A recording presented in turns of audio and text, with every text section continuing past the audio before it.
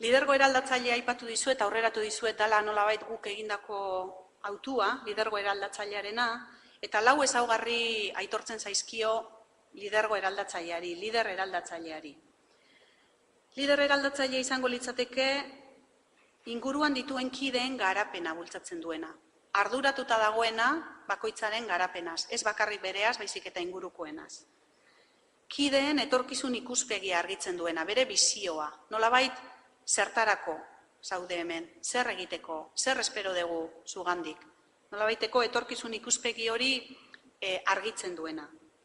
Gauzak egiteko bide berriak sustatzen dituna, sormena erabiltzen duna, arriskuak hartzen dituna, gauzak probatzeko arriskuak hartzen dituna. Eta azkeneko kontzeptu izango litzateke banakako arreta eskaintzen duena.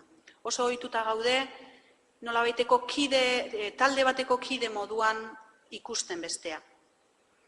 Zinegotzia izateagatik, halakoa zera. Gaztetxe inguruan mugitzeagatik, halakoa zera. Halako sindikatuko delegatu izateagatik, halakoak zera. Lider eraldatzailearen plusa izango litzateke horretaz gain, pertsona moduan ikustea. Eta aukera margen bat ematea pertsona bakoitzari bere hori erakusteko. Ez bakarrikan kolektibo bateko kide dan neurrian, baizik eta pertsona moduan dan neurrian.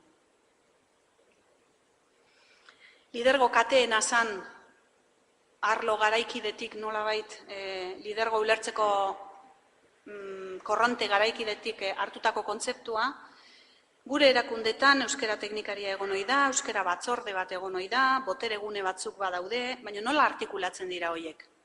Nolako lana, planifikatzen dugu lana, kate hori? Eta beste bi kontzeptu importante.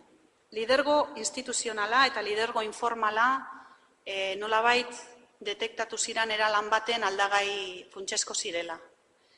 Lidergo instituzionalaren ezaugarria izango litzateke, bere rolean, bere funtzioetan, zehaztuta izango balu ardura daukala hizkuntz plangintzarekiko. Nolabait, aitortze zaio persona horri badula ardura bat, bere rolean finkatuta dagoena. Baina badago beste lidergo mota bat, informala deitu zitzaiona, eta kasu honetan izango litzateke gehiago arlo personalean, nolabaiteko engaiamendua, jabekuntza egina duen pertsonarena edo taldearena baita ere. Biak izan litezke osagarriak eta biak ditugu gure erakundeetan. Kontua da nola artikulatzen ditugun bi horiek lidergo kate baten.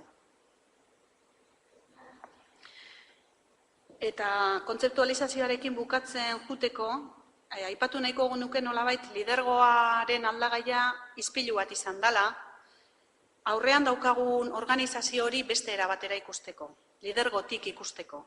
Bai erakundea, bai organizazioko langileak eta baita teknikaria bera ere.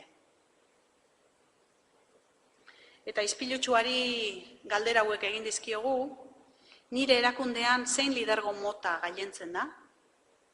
Nolako portaerak daude erakundean? Zein aukera dauzkat elkarrekintza paradigma aldatzeko? Elkartruketik eraldatzailera? Badut jokorik, badut hobekuntza margenik? Zein lidergo kate osaliteke gure erakundean? Nolako sinergiak sortu litzezke? Orain saiatuko naiz azaltzen, hau ja praktikoagoa izango da aurreratzen dizuet. Eralanen ze laginketa egin dugun, ze bide urratu ditugun lidergo ulertzerako garaian, zertarako erabili dugun lidergoa aldagai moduan. Eta nolabaiteko aurre diagnostiko bat ere badaukagu, gure artean taldean konpartitu deguna.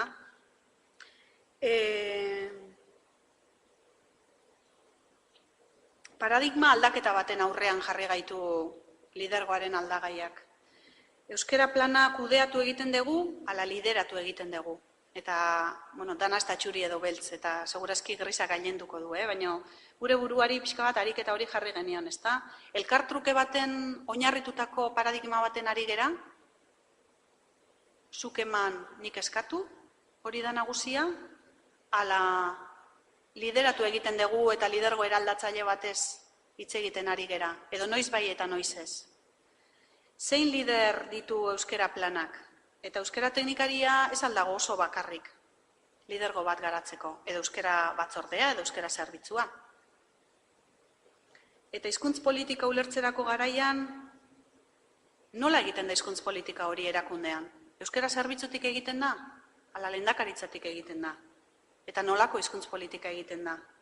Jabetzen dira, gara, zertaz ari garen? Nola kudeatzen diran hizkuntzak, nola lideratzen diran hizkuntzak? Bueno, hortan saiatu gera, hau izan da pixka bat taldean erabili dugun burua ustea. Eragin politika batez hitz egiten ari gera orduan, lidergoa aldagai bezala lantzerakoan, jabekuntza prozesu ez hitz egiten ari gera, prozesu personalez nolabait esateko, autoafirmazio eta pertsonan oinarritzen dan prozesu batez, baina baita artikulazio batez ere.